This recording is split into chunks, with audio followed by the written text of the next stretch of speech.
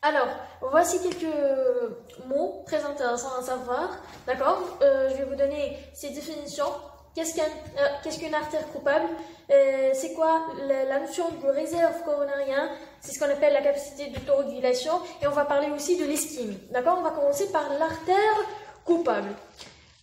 Alors, l'artère coupable, c'est l'artère bouchée récemment et qui est responsable de l'événement actuel, d'accord? Et c'est celle qu'on doit revasculariser. Ça veut dire quoi? Ça, c'est un cœur. Ça, c'est l'IVIA. Ça, c'est la circonflexe, d'accord? Ça, c'est la coronaire gauche, c'est bien évident, d'accord? Si par exemple, vous avez une lésion à ce niveau, à l'ECG, on va avoir, ça, c'est la partie antérieure. On va avoir une lésion dans la partie antérieure. Le CG, vous allez voir que l'anomalie siège au niveau antérieur. Vous allez dire que probablement c'est l'IVIA qui est atteinte. Et quand vous faites votre coronarographie, vous allez trouver deux lésions. Ça veut dire vous allez trouver une lésion au niveau de l'IVIA et une lésion par exemple soit dans la coronaire droite ou bien par exemple dans la circonflexe. D'accord? Vous allez trouver une lésion dans la circonflexe. Donc, l'artère coupable et qui est responsable de l'événement actuel est suivie et c'est l'atteinte de l'IVIA. L'artère coupable, c'est l'IVIA, d'accord? Pourquoi c'est intéressant de savoir ça? Puisque en cas si vous allez faire une coronarographie et vous allez trouver deux lésions, il faut traiter celle qui est responsable de l'urgence, d'accord?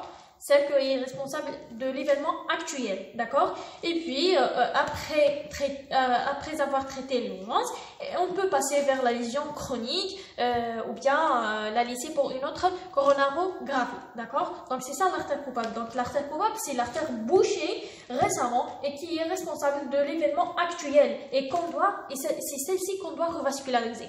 Donc, quand on parle, si vous allez recevoir un patient qui a des douleurs thoraciques, vous allez faire le CG, vous allez trouver un suce de calage dans le territoire antérieur et vous devez faire une coronarographie pour revasculariser. Donc, dans le territoire antérieur, vous êtes sûr que c'est l'IVIA.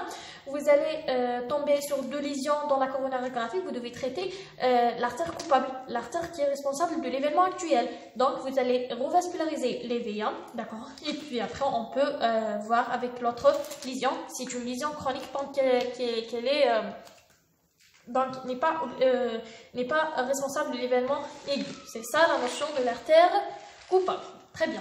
Maintenant, on va parler de la notion du réserve coronarienne. Le réserve coronarienne. Ou bien ce qu'on appelle la capacité d'autorégulation. D'accord? Alors, ça c'est très important.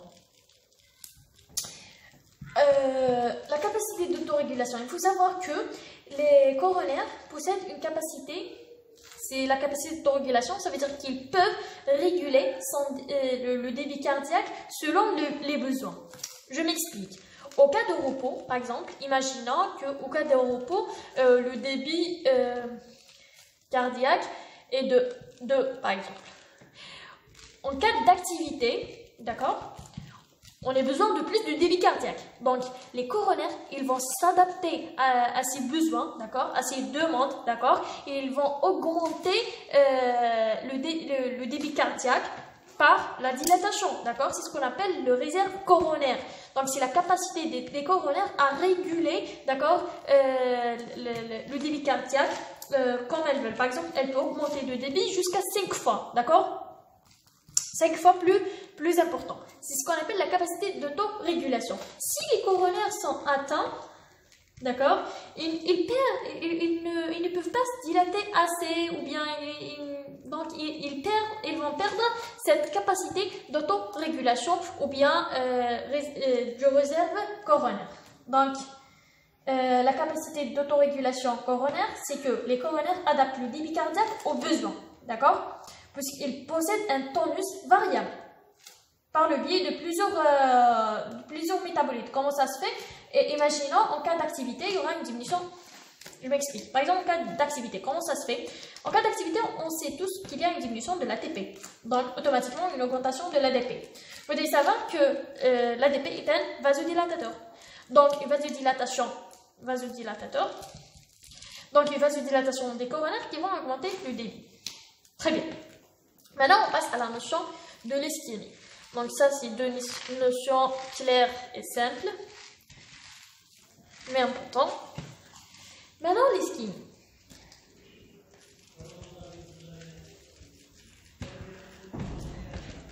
Alors, l'ischémie, ce n'est qu'un déséquilibre entre apport quoi? Apport sanguin et besoin. Ce n'est qu'un déséquilibre entre les apports, d'accord, sanguins et les besoins.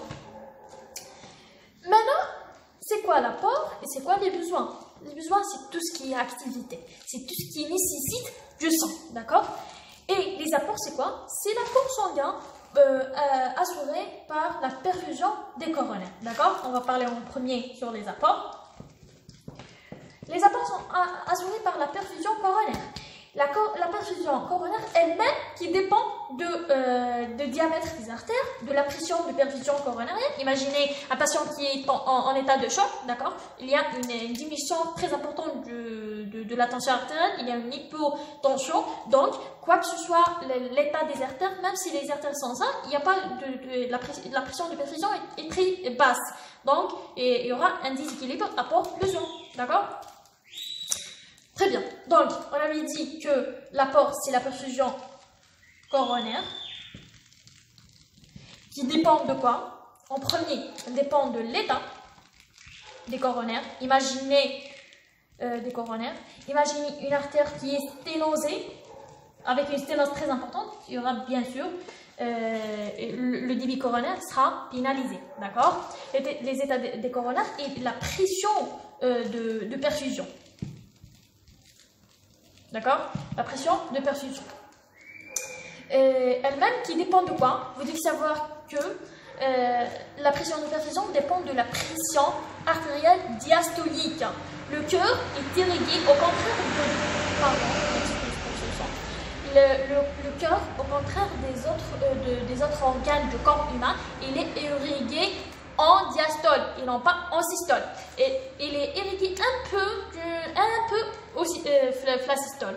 Mais la majorité de la perfusion du cœur se fait en diastole. Ça veut dire s'il y a une atteinte de la pression artérielle, principalement la pression artérielle diastolique, une diminution de la pression artérielle diastolique, il y aura une diminution de la perfusion du cœur. D'accord? Très bien. Ça, c'est la perfusion des coronaires, c'est le paramètre le plus important. D'accord? Les apports cardiaques. Maintenant, on a d'autres paramètres, mais ce ne sont pas des facteurs causals de l'insuffisance d'apport, mais ce sont des facteurs aggravants. Par exemple, la saturation. D'accord? Un patient qui est en train de se désaturer, malgré il y a un apport sanguin, mais le sang est désaturé, donc le myocarde ne peut pas prendre de l'O2, d'accord? La saturation de l'oxygène, d'O2, très bien. Alors, ça, on avait dit que c'est un facteur aggravant, d'accord, plus que causal, d'accord? Par exemple, l'anémie, ça donne une désaturation, ça veut dire, par exemple, l'hypoxie, d'accord? Une insuffisance respiratoire chronique, par exemple la BPCO, un patient en crise d'asthme, d'accord? Aussi, il y a un autre facteur qui est l'extraction de l'O2, d'accord? L'extraction d'O2. L'extraction d'O2, là, ça vous rappelle le cours du choc endotoxémique, d'accord? En cas de septicémie. Alors, qu'est-ce qui se passe en cas de septicémie? En cas de septicémie ou bien dans le choc endotoxémique, on a deux phases. La première et la deuxième phase. La première phase, c'est une phase... comment ça s'appelle? Alors, c'est une phase où il y a une tachycardie par une vasodilatation. Puis, il y aura un épuisement. C'est comme si en premier, le cœur est en train de combattre contre ces conditions de septicémie. Puis, dans la deuxième phase, c'est un épuisement. Par quoi? Par l'ischémie, puisqu'il y a une insuffisance d'apport. D'accord? Il y aura une ischémie. Donc, le cœur devient insuffisant. Il ne peut pas, et il y aura un épuisement. Il ne peut pas combattre. D'accord? Pourquoi? Pour la simple raison que l'endotoxine, elle va inhiber l'extraction de l'O2. Ça veut dire que l'artère, elle est saine, d'accord? Ça, c'est une artère coronaire. Le sang, il est là, d'accord? Puisque la première phase, on avait dit, le cœur est en train de combattre, la pression est moyennement normale, enfin, elle est proche de la normale, d'accord? Le sang est là, l'état des coronaires est normal, mais l'O2 il est là, mais il y a un problème de l'extraction tissulaire. Ça, c'est le tissu. Il ne peut pas absorber, si vous voulez, l'O2. L'O2 trouve un problème de diffusion pour arriver au niveau des tissus. Ça, c'est dû à la toxine en cas de septicémie. Voilà, c'est tout ce qu'on peut avoir comme trouble d'apport. Soit c'est la perfusion coronaire qui est atteinte, puisqu'il y a une atteinte au niveau des coronaires elle-même, par exemple une plaque sténose ou quoi que ce soit, ou bien par une diminution de la pression de perfusion, qui dépend principalement de la pression artérielle diastolique. Et j'ai dit que le cœur est irrigué au cours de la diastole et non pas au cours de la systole. Il peut y avoir une mini-irrigation au cours de la systole, mais principalement au cours de la diastole. Ou bien d'autres facteurs qui sont plus aggravants que causaux, d'accord, comme la saturation de l'O2, ou bien comme l'extraction. Maintenant, on va parler des besoins, on va parler de la précharge, de la post-charge. Ça, c'est des notions que vous avez fait la physiologie, d'accord, physiopatho, d'accord. Mais on va les refaire puisque aussi ils posent des questions là-dessus. Très bien, on va commencer. Alors, on a fait les apports, maintenant les besoins. Les besoins, la fréquence cardiaque. On va commencer par la fréquence cardiaque. Vous devez savoir s'il y a une tachycardie, ça veut dire que la durée de la diastole est raccourcie, d'accord? La durée de la diastole est raccourcie et donc on sait bien que le cœur est irrigué au cours de la diastole, donc le débit cardiaque sera pénalisé, d'accord? Et puis plus la fréquence cardiaque augmente, donc plus de travail pour le cœur, donc il nécessite plus, d'accord? Alors qu'il a une pénalité fluidique cardiaque. Alors, une augmentation de la fréquence cardiaque égale une diminution de l'irrigation. Pourquoi? Puisqu'il y a une diminution du temps de la diastole. Très bien. Ça, c'est pour la fréquence cardiaque. Deuxièmement, la précharge. Très bien. Alors, la précharge, c'est quoi? C'est tout simplement... là, on va parler de la loi de Laplace. Cette loi de Laplace, elle va vous accompagner durant tout votre stage de cardiologie. Ils vont vous parler de ça. Alors, la loi de Laplace, c'est quoi? On dit à pression égale, d'accord, le fait de presser une grande cavité demande plus de force que presser une petite cavité. Ça veut dire quoi? Je vais dessiner. Imaginez la même quantité dans cette cavité. Cette bouteille, d'accord? Le fait à une pression égale. Vous devez savoir que la pression ici égale à la pression ici, d'accord? Le fait à pression égale, le fait de presser une grande cavité demande plus de force que presser une petite cavité. Là, pour faire sortir ce liquide, il faut presser avec mes deux mains, je ne peux pas le faire sortir. Mais là, une petite force, il va sortir. C'est ça la loi de Laplace, d'accord? Le fait de presser une grande cavité, toujours dans les mêmes pressions, hein, le fait de presser une grande cavité demande plus d'efforts que faire presser une petite cavité. Donc, si vous avez un cœur, on va passer vers notre cœur. Donc, si la précharge est élevée, le végé va se dilater. Et donc, il faut qu'il se contracte beaucoup plus fortement pour garder le même débit. Imaginez, ça c'est les deux ventricules, d'accord? Si la précharge est très importante, ça veut dire, et la précharge, vous devez savoir qu'elle dépend de quoi? De volume télédiastolique. S'il est trop chargé, donc il va se dilater. Quand il va se dilater, donc donc c'est une cavité plus forte, plus grande. Donc ça nécessite une force plus grande pour délibérer ou bien pour donner une force assez importante pour assurer un VES important, un volume extrasystolique important, d'accord? Un volume éjectionnel important. C'est ça la précharge. Très bien. Maintenant, on va parler de la post-charge.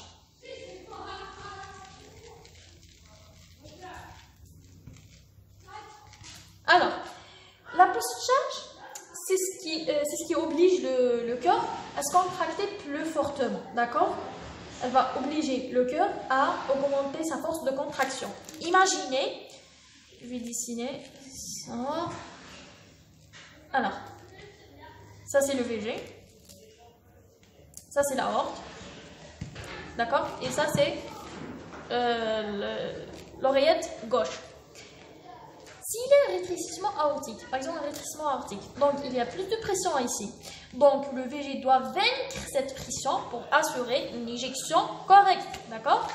C'est ce qu'on appelle la post-charge, d'accord? C'est la résistance qui joue contre le VG. Donc le VG doit se contracter plus fortement contre cette post-charge, d'accord? Contre cette résistance, qui est la post-charge. Très bien.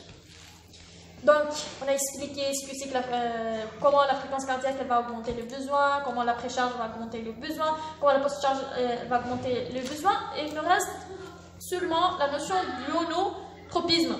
L'ionotropisme, vous savez tous, c'est la contractilité cardiaque. C'est la contractilité cardiaque, d'accord? Elle dépend de quoi? Elle dépend de la précharge, elle dépend de la post-charge et de l'adrénaline aussi. Elle dépend aussi de l'adrénaline. Si on a plus d'adrénaline, donc plus de contractilité, puisque c'est un ionotrope positif, d'accord? Très bien. Très bien. On a expliqué tout. Maintenant, on va parler. J'espère que je ne parle pas rapidement. Si parfois ça là aussi. Alors, maintenant on va parler d'un truc qui est très important. On a fait ça au CNMS, les TDT à CNMS. On n'a fait pas ça le cours, d'accord? Je ne sais pas pourquoi, mais bon, je trouve que c'est très intéressant puisque ces notions qu'on va faire, ça m'avait vraiment aidé pour comprendre plusieurs cas cliniques. Voilà. Alors, c'est quoi ces trucs-là? C'est les complications de l'ischémie. Alors, les complications de l'ischémie, on a deux types de complications. On a soit akinésie, et quand je dis A, ça veut dire il n'y a rien, akinésie, aucun mouvement. Ou bien, on a l'hypokinésie. D'accord? Ou bien l'hypokinésie. L'hypokinésie, on a plusieurs types. On va expliquer chacun un par un. D'accord?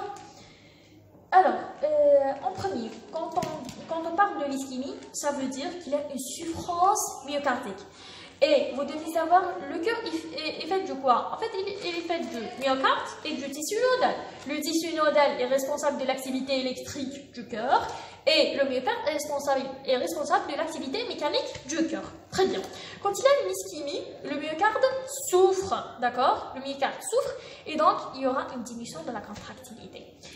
Quand l'ischémie est sévère, d'accord, c'est une nécrose irréversible.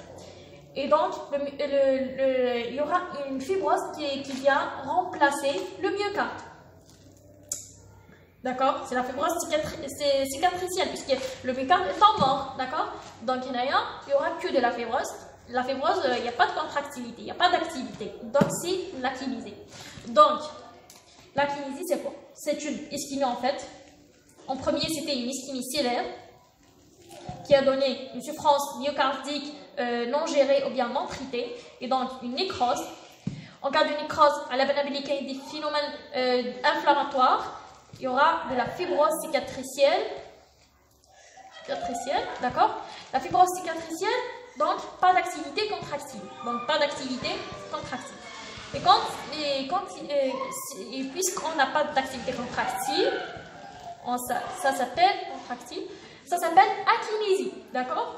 Cette akinésie a des complications, d'accord? Quelles sont les complications? En premier, un cœur qui ne se contracte pas. Enfin, vous devez savoir, une fois j'ai posé cette question à une amie, elle m'avait dit la mort. Non, pourquoi non? Puisque, imaginez ça c'est un cœur. Quand je parle, ça par exemple c'est les liens, ça c'est le circonflexe, ça c'est la droite, pardon. Ça, c'est la coronaire droite, voilà. Donc, quand il y a une lésion, imaginez une lésion au niveau de l'éveil. Donc, cette partie n'est pas irriguée. Donc, l'ischémie est tout autour, d'accord? Par exemple, dans la partie antérieure. Si cette partie qui souffre de l'ischémie. C'est cette partie qui va se nécroser, d'accord? Cette partie est toujours vivante, elle est normale, elle est saine, d'accord? Pourquoi elle est saine? Puisque c'est irrigué par un circonflexe. Celle-ci est irriguée par quoi? Par la coronaire droite. C'est seulement la partie de l'uvea et selon le siège de l'uvea, enfin, selon le siège de la lésion. Imaginez la lésion est à ce niveau-là, donc les lésions seront à ce niveau-là. Voilà. Mais ces parties, ils sont saines, d'accord? Sans saines. Ils sont irrigués par d'autres troncs, d'accord? Donc, quand je dis une nécrose, c'est pas la mort, c'est la nécrose de cette partie bulk, d'accord? Très bien.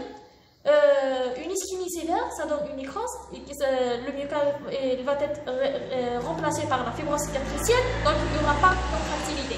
Quelles sont les complications? Donc, un cœur, il va se contracter, mais il y a des parties qui ne se contractent pas. Donc, l'activité Tao est insuffisante. D'accord? Elle est insuffisante. Donc, on va tomber dans l'insuffisance cardiaque. L'insuffisance cardiaque. Très bien. Ça, c'est la première complication. Deuxième complication. Vous imaginez, ça, c'est une partie de fibrosée. D'accord? Donc, ni activité mécanique contractile, ni activité électrique. Donc, imaginez le flux électrique, quand il arrive, il trouve, c'est comme si un barrage, ou bien il ne va pas passer. Donc, il y aura une déviation, la stimulation électrique. Donc, il y a un risque de trouble du rythme. Imaginez, si ça vient, si cette partie est plus grande, et si cette partie sera excitée en premier, d'accord, elle va réexciter cette partie. Puisque quand elle arrive, elle la trouve en période de repos, d'accord? Donc, il risque de faire des troubles de rythme. Le patient risque de faire des troubles du rythme. C'est ce qu'on appelle les arythmies. Pourquoi je n'ai pas insisté là-dessus? Puisque je vais réexpliquer ça. Le court terme, les arythmies. J'espère que je vais faire ce cours-là. Je vais réexpliquer, d'accord? Donc, rappelez-vous, la première chose, insuffisance de l'activité mécanique contractive, et donc on tombe dans l'insuffisance cardiaque. Deuxième truc, c'est l'activité électrique qui sera atteinte, donc on tombe dans les arythmies, ou bien les troubles du rythme, les arythmies, d'accord? Et puis, l'anévrisme. L'anévrisme, c'est quoi l'anévrisme? Alors, vous devez savoir que, par exemple, les complications TLDR. Imaginez un cœur. Non, c'est une partie nécrosée, c'est un IDM non traité. Donc, cette partie, elle est fibrosée. Si je vais dessiner une coupe du myocarde, ça c'est du myocarde normal. D'accord? Ça c'est les myocytes organisés, comme ça. Très bien. Ça c'est le myocarde. Quand il y a une lésion, d'accord, une ischémie, puis il y aura un remplacement par une fibrose. Donc, cette partie sera remplacée par la fibrose. Vous devez savoir que c'est une partie assez fine et donc fragile. Et donc, sous pression, il peut y avoir que cette partie fragile donne un anévrisme. Donc, elle devient comme ça. D'accord? Et ça, c'est un grand problème. Pourquoi? En premier, c'est une déformation tel le cœur.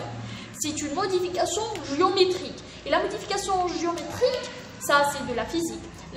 Ces modifications géométriques vont donner une insuffisance cardiaque. Pourquoi? Puisque le remplissage ne se fait pas correctement, la contraction ne se fait pas correctement, et donc, et aussi, il y a un risque de trouble du rythme, puisque ça c'est de la fibrose, les stimuli quand il arrive à ce niveau-là, il y a un risque d'échappement, et donc, il y aura des troubles du rythme. Donc, un anévrisme, ça peut donner une insuffisance cardiaque, ça peut donner des arythmies, et c'est une modification de la géométrie du cœur.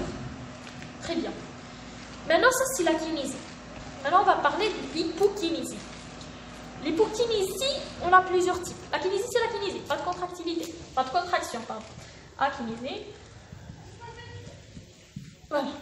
Maintenant, l'hypokinésie. L'hypokinésie, on va parler de la notion de viabilité.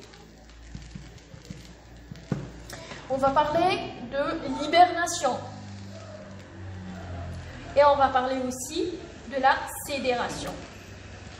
On va expliquer un par un. Alors, la viabilité, c'est quoi? Ça veut dire que le myocarde est toujours vivant, mais il ne se contracte pas. Pourquoi? C'est comme si... ça veut dire quoi? Il est vivant. vivant, il ne se contracte pas. Mais si vous allez le revasculariser, il va redémarrer, d'accord? Il va redémarrer son activité. Ça, c'est facile, d'accord? Donc, on doit revasculariser le myocarde. Le traitement, toujours c'est une revascularisation. C'est quoi? C'est qu'il est toujours vivant, mais il ne se contracte pas. Si vous allez faire une revascularisation, il va se contracter de nouveau, d'accord? L'hibernation, c'est quoi? Et la sidération, c'est quoi?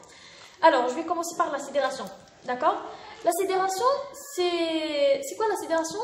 On dit quelqu'un est sidéré, ça veut dire qu'il est choqué. D'accord? Une sidération avec I. Alors, qu'est-ce que c'est qu'une sidération? Une sidération, on dit quelqu'un est sidéré, ça veut dire qu'il est choqué. Qu'est-ce que ça veut dire un myocarde choqué? C'est un myocarde qui a subi une ischémie brutale et sidère, mais qui a été revascularisé assez tôt, d'accord? Donc c'est un myocarde toujours vivant, mais qui ne se contracte pas. Pourquoi? Puisqu'en cas d'ischémie sidère brutale, le myocarde, qu'est-ce qu'il va faire? Il va faire un métabolisme anaérobique.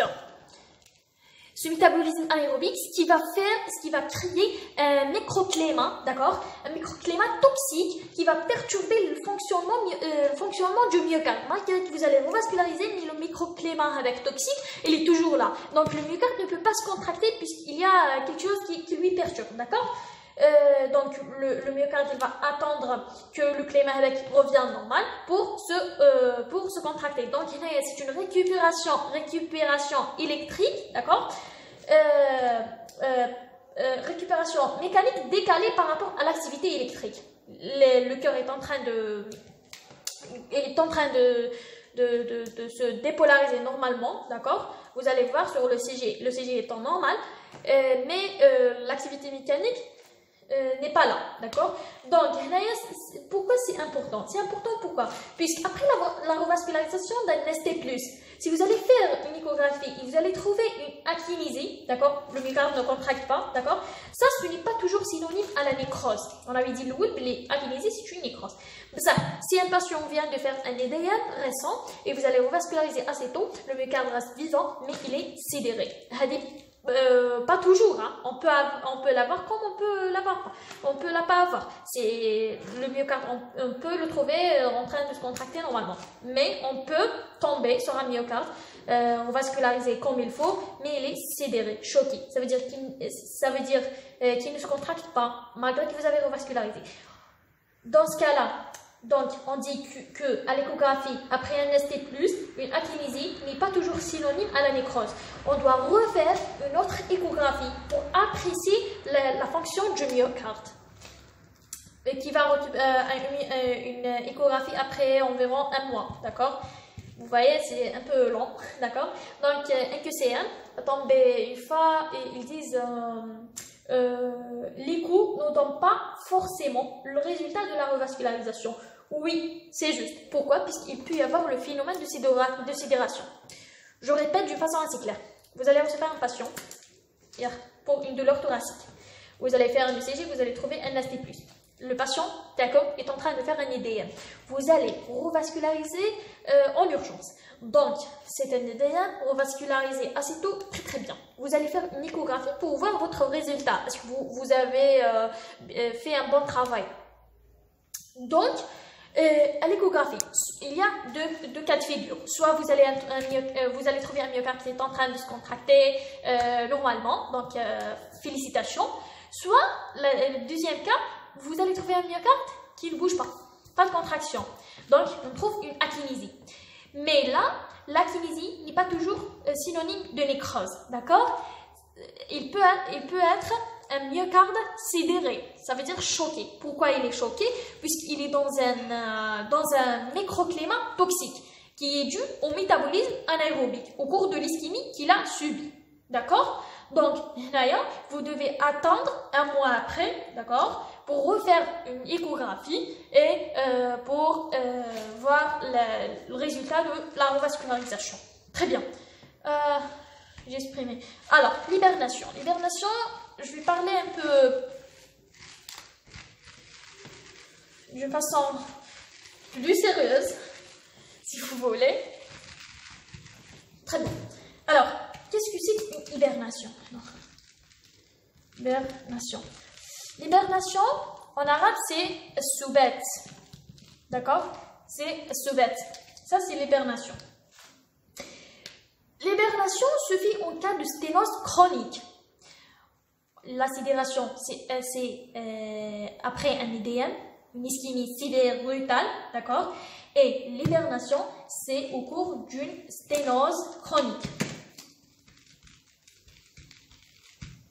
Une sténose chronique. Ça veut dire qu'il y a une artère coronaire avec une plaque sténosante, d'accord? Une sténose très importante qui va diminuer le débit coronaire. Et donc, quand il y a une diminution d'apport par rapport aux besoins, donc c'est une ischémie. Cette ischémie, dans ce cas-là, elle est silencieuse, d'accord? Donc, elle va évoluer dans le temps. Donc, le myocarde est en train de souffrir, d'accord? Donc, le myocarde, qu'est-ce qu'il va faire quand il trouve une diminution des apports? Qu'est-ce qu'il va faire? Il est assez intelligent. Le myocarde, il va minimiser son activité, d'accord? Il va minimiser son activité d'une manière critique. Ça veut dire d'une manière critique et chronique. Pourquoi? Puisqu'il va privilégier ses besoins vitaux aux dépens de ses besoins fonctionnels. Mais si ça prolonge dans le temps sans traitement, il va progressivement vers la nécrose. Donc, une ischémie silencieuse ou bien une hibernation, d'accord, doit être recherchée et revascularisée le plus tôt possible, puisque c'est une souffrance. Le myocarde est en train de souffrir, il va se terminer vers une nécrose. Alors, pourquoi c'est important? Cette notion d'ischémie silencieuse, d'accord, c'est une ischémie silencieuse, se voit, je vais vous dire en quelques minutes, vous allez comprendre. Cette notion d'ischémie silencieuse se voit surtout chez les diabétiques, d'accord, les femmes, les sujets âgés, d'accord. Ça veut dire qu'ils font de l'ischémie. Il y a une plaque très sténosante, d'accord, qui va diminuer de façon importante le débit coronaire de façon importante, d'accord. Mais cette ischémie ne se manifeste pas. Donc, on ne va pas diagnostiquer, on ne va pas poser le diagnostic, donc on ne va pas donner le traitement. Le myocarde est en train de souffrir. C'est une ischémie sans douleur, d'accord? Ou bien ça donne une douleur, mais qui est atypique, d'accord? D'accord? Qui est faite par une lésion serrée dans une artère, d'accord? Et qui a passé silencieuse ou non diagnostiquée. Ça donne après de l'ischémie, après le myocarde, il va faire un phénomène il va faire une hibernation, ça veut dire qu'il va minimiser son activité d'une manière chronique et critique, d'accord, aux dépens de donc il va privilégier son débit comment dirais-je, il va privilégier ses besoins vitaux aux dépens de ses besoins fonctionnels. Très bien. Donc, vous allez recevoir. Donc, quand on dit minimiser son activité, ça veut dire quoi? Ça veut dire qu'il y a une diminution de la fraction d'éjection. Après, le malade, il va consulter dans un motif de dyspnée. D'accord? Une dyspnée aiguë et à l'échographie, vous allez trouver une hypokinésie. Je m'explique. Hibernation, très bien. Un patient âgé, une patiente, femme, âgée, diabétique. Donc, tous ces facteurs vont donner si cette patiente elle va souffrir d'une ischémie, généralement c'est une ischémie silencieuse, ça veut dire qu'elle ne donne pas de douleur ou bien elle va donner une douleur atypique. Très bien. Elle va consulter dans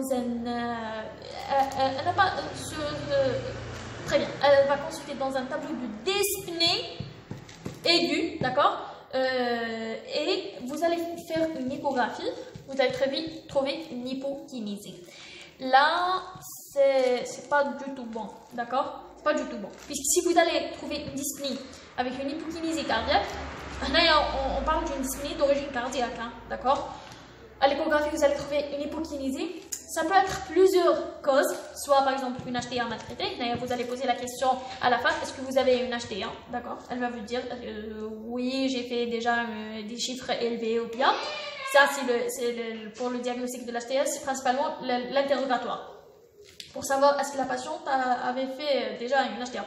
L'HTA, ou bien une cardiomyopathie dilatée, qui peut être une cardiomyopathie dilatée primitive, d'accord, primitive, ou bien une cardiomyopathie dilatée d'origine ischémique. C'est ce qu'on appelle, qui est dû à l'hibernation, d'accord, à l'hibernation.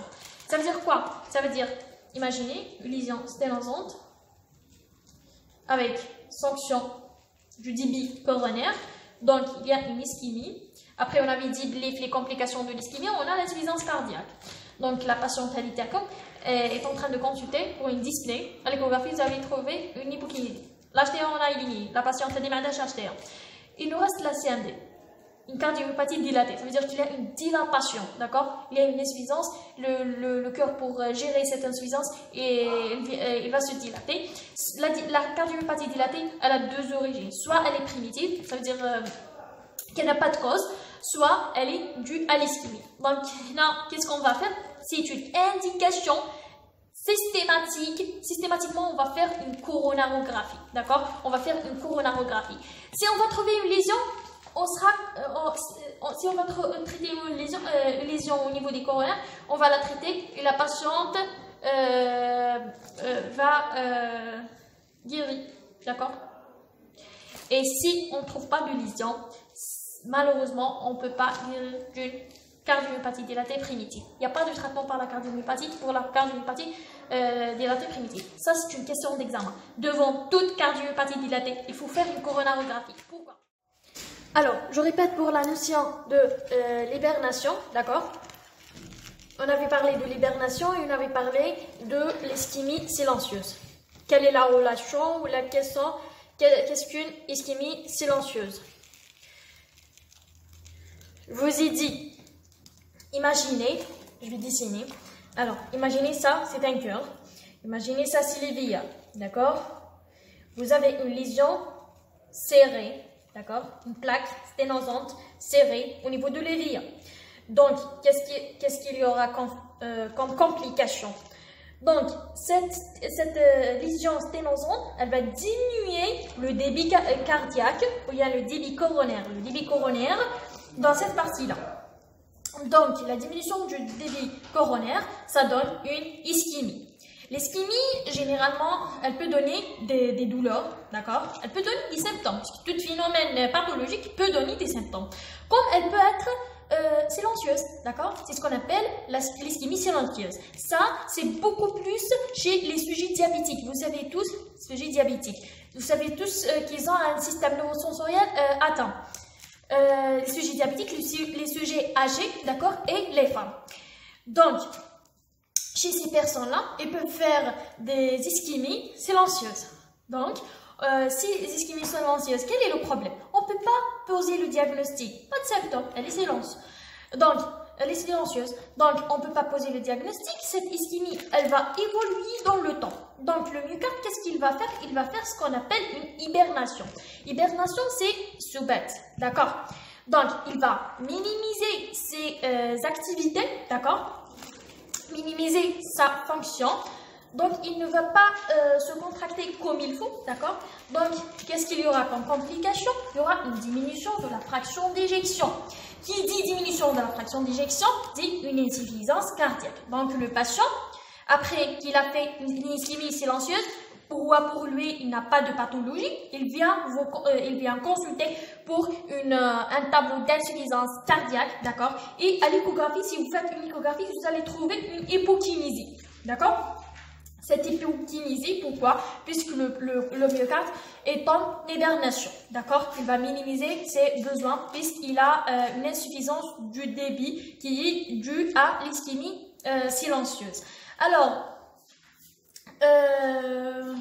très bien. Cette ischémie silencieuse va se compliquer sur le plan physiopathologique d'une cardiomyopathie dilatée. Et on avait dit que les cardiomyopathies dilatées, ils ont plusieurs origines. Soit c'est une cardiomyopathie dilatée, CND, soit c'est une CND primitive, d'accord? soit c'est une CMD d'origine ischémique. Alors, CMD, ça veut dire cardiomyopathie dilatée. C'est une dilatation. C'est comme si le myocarde, il va, comment dirais-je, il va se dilater pour faire compenser, d'accord, l'insuffisance. D'accord? Donc, comment faire la distinction entre une cardiomyopathie dilatée primitive, ça veut dire sans cause, et une cardiomyopathie ischémique? On avait dit que c'est l'indication de la coronarographie. Donc, on va voir les coronaires. Est-ce qu'ils sont sains, le catal, la cardiomyopathie dilatée primitive, ou bien on va trouver des lésions serrées qui sont à l'origine de l'ischémie et qui donnent une CMD ischémique. Donc, une lésion des coronaires. D'accord? Donc, si on va trouver la lésion, c'est bien. Puisque si on va traiter cette lésion, cette plaque d'athérome sténosante et qui donne de cette histoire-là, on va faire disparaître la maladie. Mais les coronaires sont sains, c'est pas une bonne nouvelle puisque le patient est en train de faire une CMD primitive qui n'a pas de traitement. D'accord? Voilà, je crois que c'est ça. Maintenant, on va détailler les causes, d'accord, de l'insuffisance coronaire. On a deux types d'insuffisance coronaire. On a l'insuffisance coronaire aiguë et l'insuffisance coronaire chronique, d'accord? Donc, on va commencer par les causes de l'insuffisance coronaire chronique. Alors, l'insuffisance coronaire chronique, on a deux types de causes. Il y a les causes organiques, ça veut dire qu'il y a une atteinte, d'accord? Il y a les causes fonctionnelles, ça veut dire pas de lésion organique, d'accord? Donc, cause organique, ça veut dire qu'il y a une lésion. Quelle lésion? C'est la diminution du diamètre de l'artère, d'accord? De l'artère coronaire. Ou là, une cause fonctionnelle, on va détailler chacun. Alors, la diminution de l'artère, la diminution du diamètre de l'artère, principalement, c'est l'athérosclérose. On avait parlé largement. Athérosclérose, d'accord? L'athérosclérose est la première cause, surtout. C'est la plus fréquente de cause de la diminution du diamètre de l'artère. Donc, une cause organique d'insuffisance coronaire d'origine chronique. Puisque l'athérosclérose, c'est pas un phénomène brutal. C'est un phénomène qui évolue progressivement, d'accord? Ça évolue dans le temps, d'accord? Ou bien, par exemple, une coronarite, d'accord? Une inflammation des coronaires, donc c'est une atteinte des coronaires. Donc les coronaires ne peuvent pas assurer une bonne fonction, d'accord? Les anomalies congénitales, d'accord? Les anomalies congénitales des coronaires, les artérites, d'accord? Les artérites ne vont pas épargner les coronaires, comme la maladie de Kawasaki, la maladie de Takayasu, d'accord? C'est des inflammations au niveau des artères et donc ils vont perturber le fonctionnement.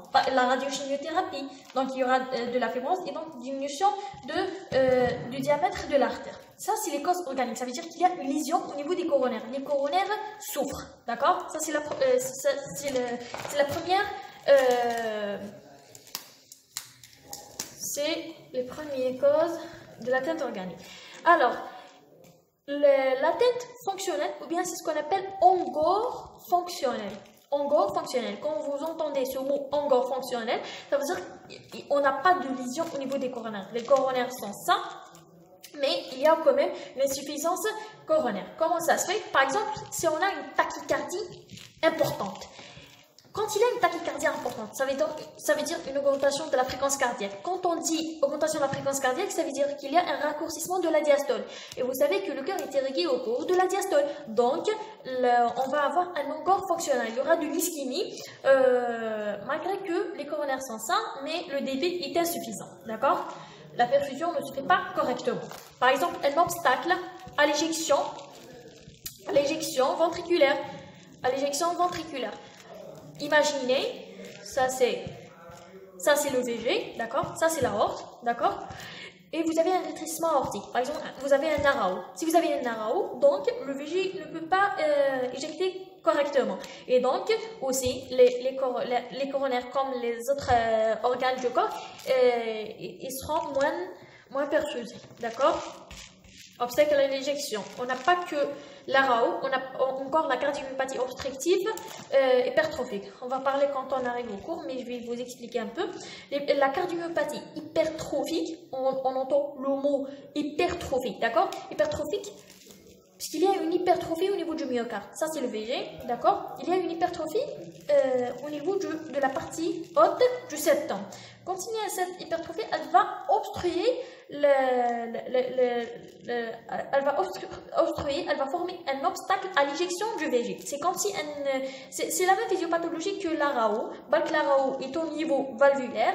La cardiomyopathie obstructive hypertrophique, d'accord? C'est un obstacle sous-valvulaire, d'accord, par l'hypertrophie du septum, d'accord. Donc, un obstacle à l'éjection peut donner un engorge fonctionnel, malgré les coronaires sont sains, mais ils sont moins perfusés, d'accord. Une diminution de la pression diastolique, d'accord. Par exemple, en état de choc, ou là, par exemple, en cas de, on parle de chronique, donc pas état de choc, chronique, par exemple, l'insuffisance aortique. L'insuffisance aortique, donc au cours de la diastole, si quand il y a je dessine encore une fois. En cas d'insuffisance aortique, il y a un retour du sang, donc une diminution de la pression artérielle diastolique. Donc aussi, la perfusion coronaire est pénalisée.